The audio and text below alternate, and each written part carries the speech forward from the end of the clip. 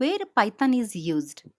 Python is general purpose and highly popular programming language widely adopted across various technological domains. Here are some key areas where Python plays a crucial role. The first one is data science.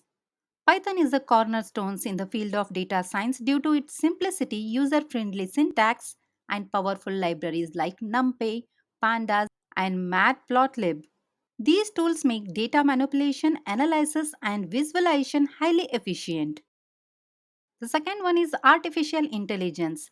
Python is a go-to language for AI development thanks to its ease of use and robust libraries such as TensorFlow, Keras, and PyTorch. These libraries help in building intelligent systems with ease and flexibility.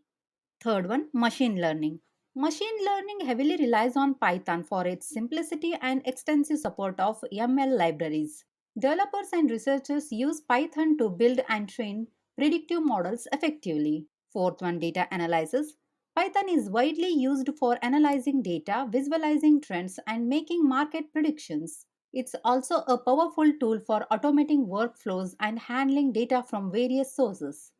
Fifth one is web development. Python is a strong contender in web development space. With frameworks like Django and Flask, developers can build scalable, secure, and robust web applications quickly and efficiently.